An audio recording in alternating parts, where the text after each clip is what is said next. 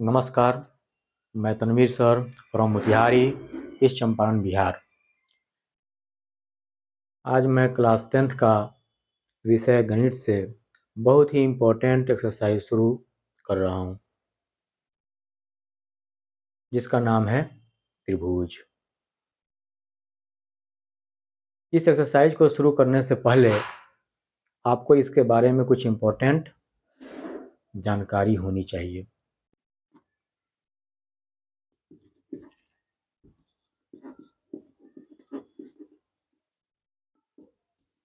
समरूप आकृति, इसको इंग्लिश में भी लिख लीजिए आप, सिमिलर फिगर बोलते हैं। क्या बोलते हैं?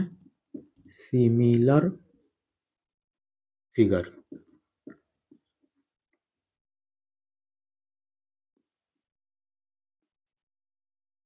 सिमिलर फिगर डिफिनेशन में हम आएंगे इसका।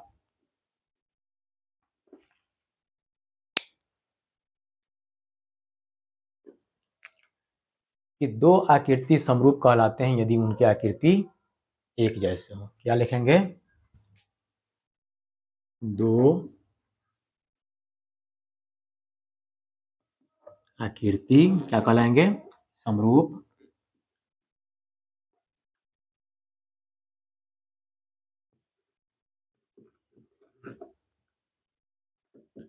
कहलाते हैं। दो आकृति समरूप कहलाते हैं यदि उनके आकृति एक जैसे हो।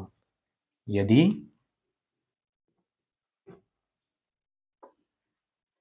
उनके आकृति एक जैसे हो।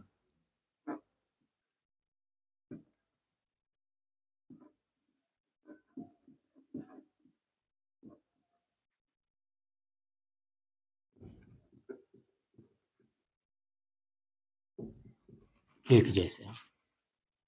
दो आकृति समरूप कहलाते हैं यदि उनकी आकृति एक जैसे हो। ठीक, जैसे एग्जांपल में देख लीजिए आप। एग्जांपल में क्या होगा भाई? ये देखिए, अगर एक त्रिभुज हम लेते हैं ए बी सी, एक और त्रिभुज हम इसी के जैसा लेते हैं, बनाते हैं ए बी सी। ये दोनों आकृति एक जैसे हैं और समरूप आकृति का डिफिनेशन ही कहता है कि दो आकृति समरूप कहलाते हैं यदि उनके आकृति एक जैसे हों। तो ये दोनों त्रिभुज हमने जो बनाया है ए बी सी, एक इधर वाला और एक उधर वाला, आप नाम भी दे सकते हैं अलग अलग। ए बी सी, इसका नाम दे सकते हैं डी ई एफ। ठीक है, तो ये दोनों आकृति यानी दोनों त्रिभुज क्या कहलाएंगे? समरूप कहलाएंगे। इसके बाद आता है समरूप बहुभुज।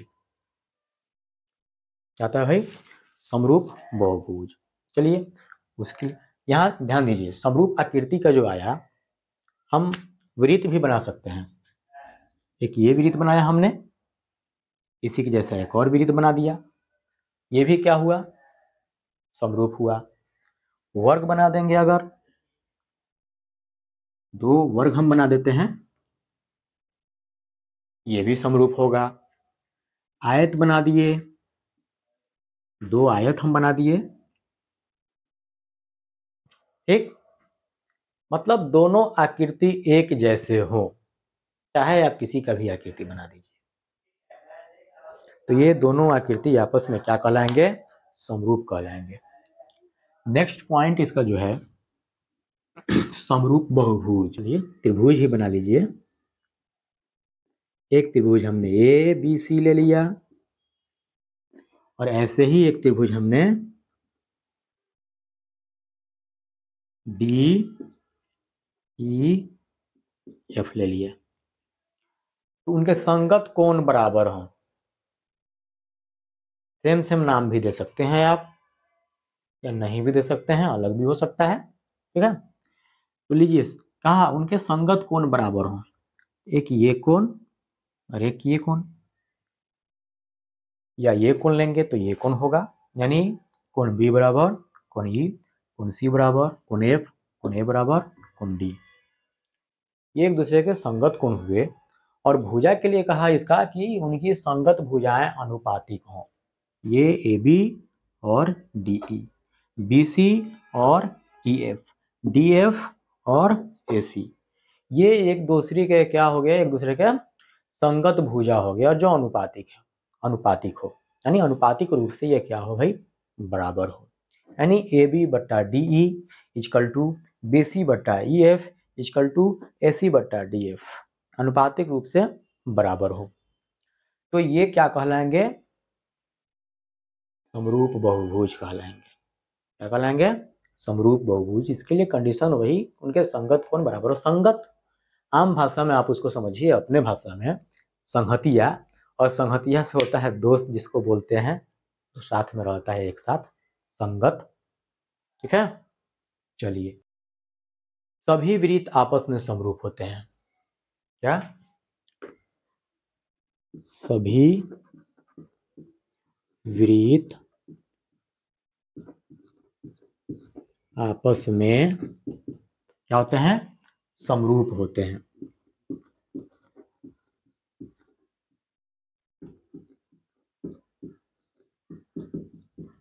सभी वृत्त आपस में समरूप होते हैं। कोई भी वृत्त आप ले लीजिए, छोटा या बड़ा, ध्यान देंगे यहाँ, छोटा वृत्त हो या बड़ा वृत्त हो, सर्किल छोटा हो या बड़ा हो, सबका क्षेत्रफल बराबर ही होगा। अगर इसके लिए फॉर्मूला हम लेते हैं वृत्त का क्षेत्रफल, तो क्या हो जाएगा फॉर्मूला, पाई आर स्क्वायर, इसके लिए पाई आर स्क्वायर। ऐसा नहीं है कि इसका फॉर्मूला कुछ अलग आ जाएगा और इसका फॉर्मूला कुछ अलग आ जाएगा। ये सभी वृत्त क्या होगा, आपस में समरूप होगा। अब वो अलग बात है कि जब प्रॉब्लम सॉल्व किया जाता है वृत्त में, चैप्टर में, अगर दो वृत्त आ जाता है, एक बड़ा और छोटा, तो उसमें अपने सहूलियत के लिए स्मॉल के लिए हम स्मॉल आर लिखते हैं और कैपिटल के लिए कैपिटल आर लेते हैं। ठीक है, वो पहचान के लिए लिया जाता है। हालांकि दोनों का क्षेत्रफल बराबर ही होगा, इसका भी पाई आर स्क्वायर, इसका भी पाई आर स्क्वायर। इसलिए कहते हैं कि सभी वृत्त आपस में समरूप होते हैं। नेक्स्ट आता है, चलिए नेक्स्ट पॉइंट,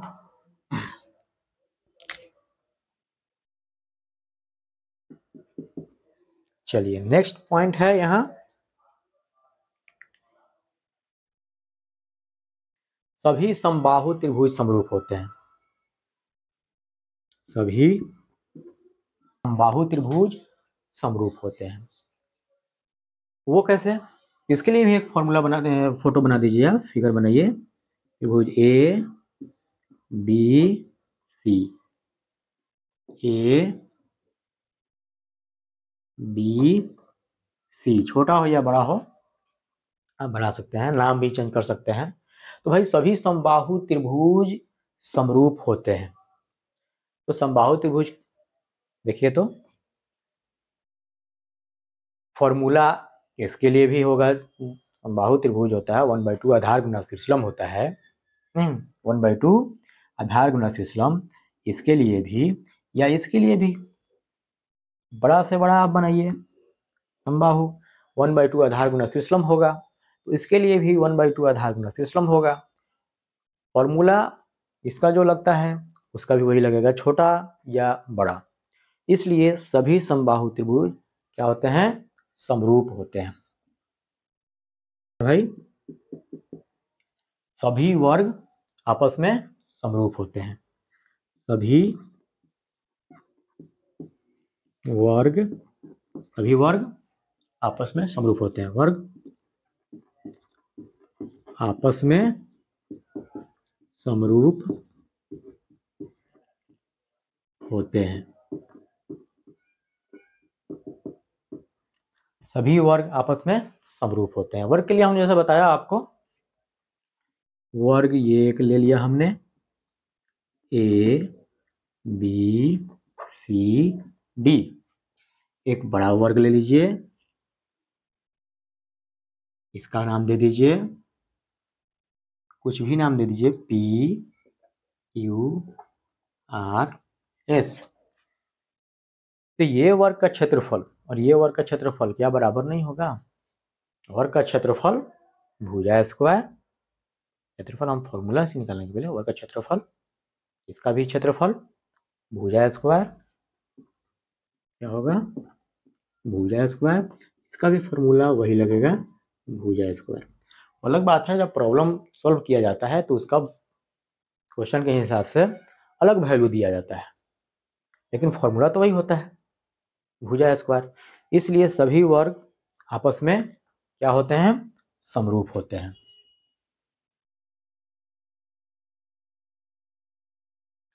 नेक्स्ट आता है सभी सर्वांगसम आकृति आपस में समरूप होते हैं। देखते हैं पहले, सभी सर्वांगसम आकृति, सभी सर्वांगसम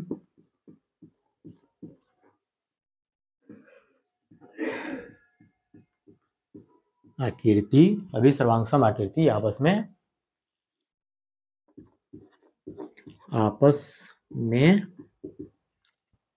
समरूप होते हैं।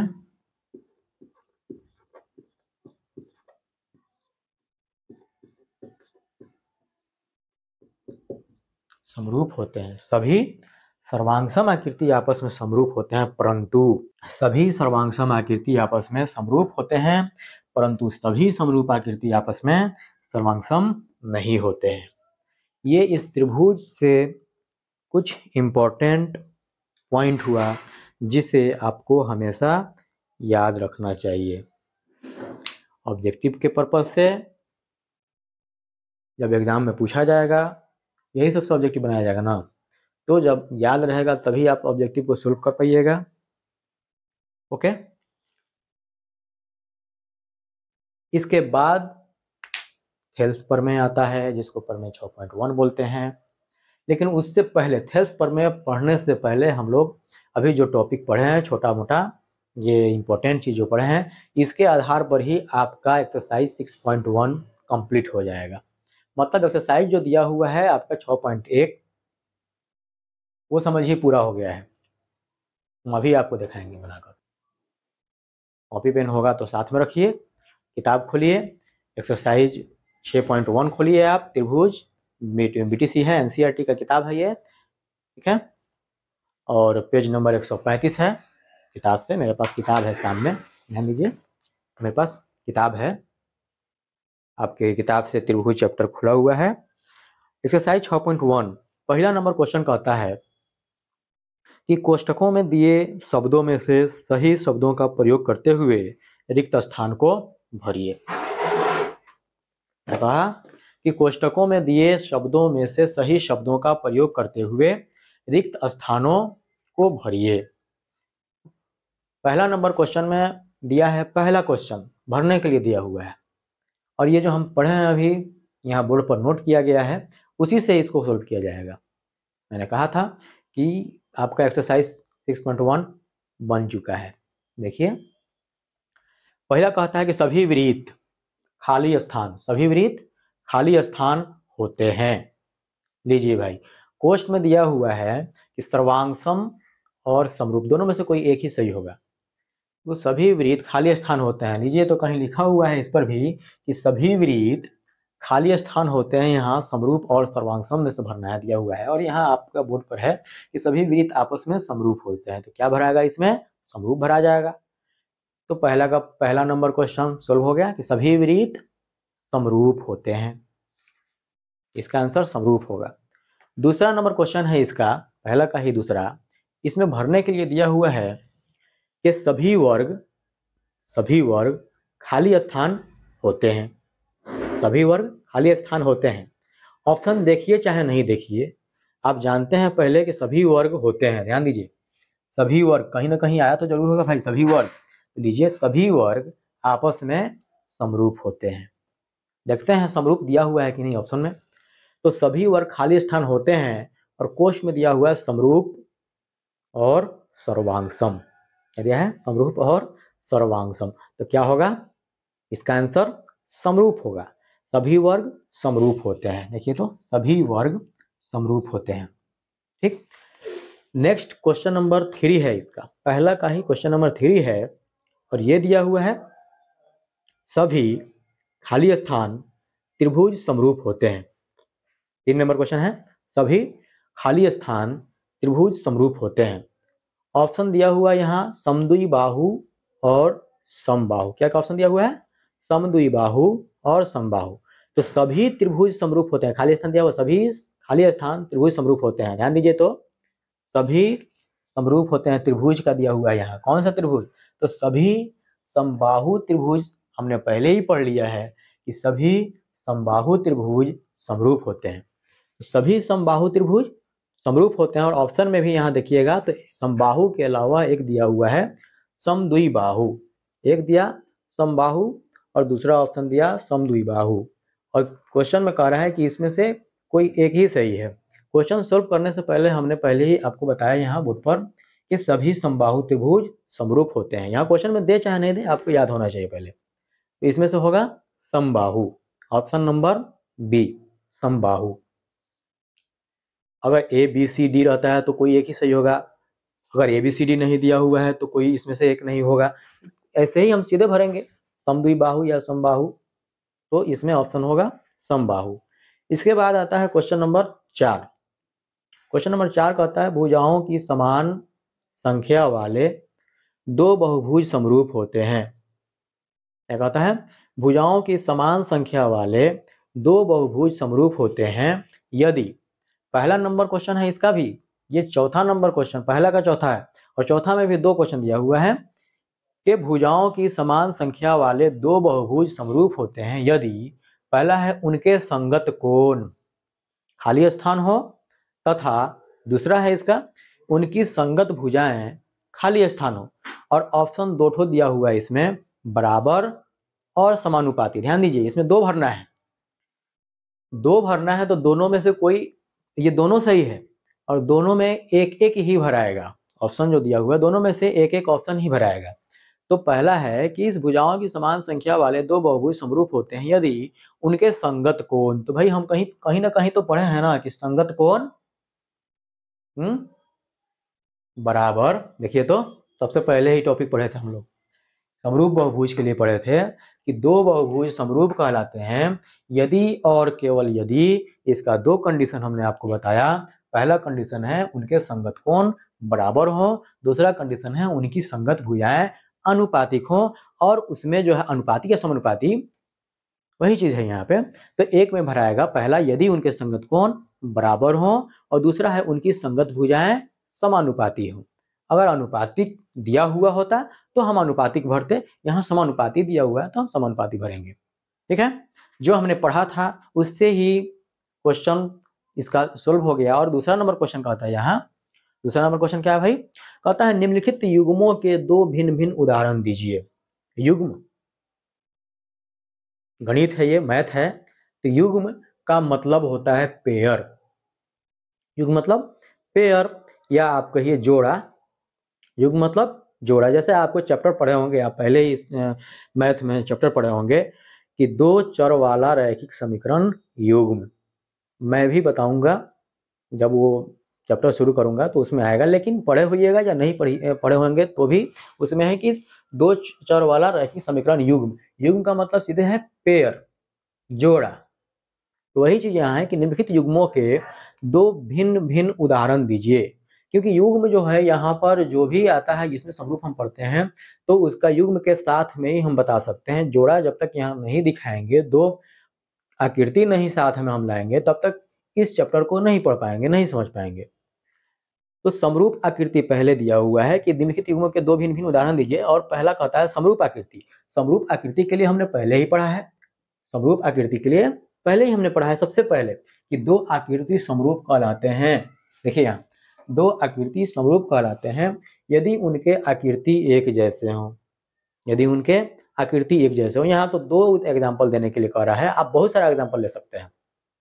अगर हम विरीत बनाते हैं, जैसे पहले हमने बनाया था, दो विरीत बना लेते हैं तो दोनों विरीत क्या हो जाएंगे? समरूप कहलाएंगे। सभी विरीत आपस में समरूप कहलाते हैं, हमने पढ़ा है यहाँ। और यहाँ विरीत हम बना दे रहे हैं तो दो यहाँ विरीत क्या हो जाएगा? समरूप कहलाएंगे। समबाहु त्रिभुज अगर बनाते हैं, सभी समबाहु त्रिभुज समरूप होते हैं, तो जितने भी समबाहु त्रिभुज हम बनाएंगे वो सभी क्या हो जाएंगे, समरूप हो जाएंगे। वर्ग जितने हम बनाएंगे सभी वर्ग आपस में समरूप होते हैं, तो जितना भी वर्ग हम बनाएंगे सभी वर्ग आपस में क्या हो जाएंगे, समरूप होगा। यानी ये आपके ऊपर है, आप इससे जितना आप सोच सकते हो आकृति ऐसा जो बराबर हो वो सभी क्या कहलाएंगे, समरूप कहलाएंगे। यानी दो आकृति समरूप कहलाते हैं यदि उनकी आकृति एक जैसे हो। सीधा सीधा यहाँ डेफिनेशन है कि सभी आकृति समरूप कहलाते हैं यदि उनकी आकृति एक जैसे हो। एग्जाम्पल तो बहुत सारा है, इसमें 2 ही मांग रहा है। इसका क्वेश्चन नंबर 2 है। क्वेश्चन नंबर 2 कहता है ऐसी आकृतियां जो समरूप नहीं है, ऐसी आकृतियां जो समरूप नहीं है। लीजिए, तो ऐसी आकृति जो समरूप नहीं है मतलब ऐसी आकृति जो बराबर नहीं हो, ऐसी आकृति जो एक जैसा नहीं होगा, और जो भी आकृति एक जैसा नहीं होगा वह समरूप भी नहीं होगा।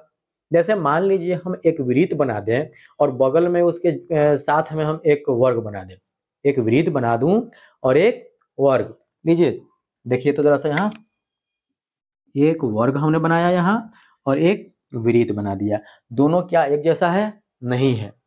जब एक जैसा नहीं है और इसका कंडीशन यहाँ सीधे डिफिनेशन करता है समरूप आकृति के लिए कि दो आकृति समरूप कहलाते हैं यदि उनकी आकृति एक जैसे हो। ये दोनों आकृति एक जैसे नहीं है, इसलिए यह आपस में समरूप नहीं होंगे। अगर हम वर्ग के बगल में एक त्रिभुज बना दें तो वो भी क्या होगा, समरूप नहीं होगा। या तिरछा लाइन पैरेलल एक दूसरे के हम कर दें तो वो भी क्या होगा, समरूप नहीं होगा। तो इसका आकृति आप देख सकते हैं। जैसे इसको मान लीजिए हम हटाते हैं, अभी सभी मिटाते हैं और इसका आंसर आपको पहले ही मिल जाएगा क्वेश्चन नंबर 3 में। हमने तो एग्जांपल बहुत सारा बता दिया आपको, और क्वेश्चन नंबर 3 जब देखिएगा तो आकृति 6.8 में बताया हुआ है कि एक छोटा सा आपको आकृति दिया हुआ है PQRS, ये आकृति दिया हुआ है और सभी भुजा इसका दिया हुआ है 1.5 सेंटीमीटर, 1.5 सेंटीमीटर, लेकिन ये एक दूसरे के पैरेलल में बनाया हुआ है।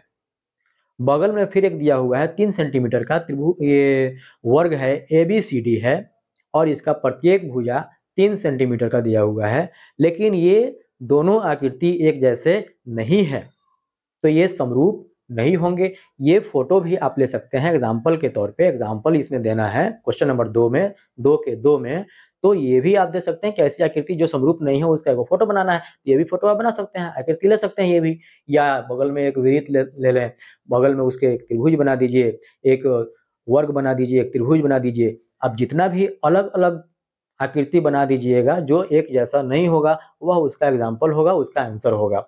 और 3 नंबर क्वेश्चन जो है हमने अभी बताया आकृति 6.8 जो है ये कहता है बताइए कि निम्नलिखित चतुर्भुज समरूप है या नहीं। भाई वर्ग भी एक प्रकार का चतुर्भुज है और ये बगल में जो दिया हुआ है ये पैरेलल एक दूसरे को तिरछा करके बनाया हुआ है, तो ये भी एक चतुर्भुज ही है, लेकिन दोनों आकृति एक जैसे नहीं है। अब आकृति एक जैसे नहीं है ये, तो चतुर्भुज समरूप कैसे होगा? सीधा सीधा समरूप के बारे में पहले ही आपने पढ़ा कि दो आकृति समरूप कहलाते हैं यदि उनकी आकृति एक जैसे हो, और ये दोनों आकृति एक जैसे नहीं है इसलिए समरूप नहीं होंगे। चलिए इस हमने जो यहाँ पढ़ा उसी के माध्यम से, उसी टॉपिक से, यानी जो त्रिभुज के बारे में हमने थोड़ा सा पढ़ा, त्रिभुज के बारे में हमने थोड़ा सा जो पढ़ा, इंपॉर्टेंट पॉइंट जो हमने पढ़ा, उसी पॉइंट से आपका एक्सरसाइज 6.1 जो है ये खत्म हो गया।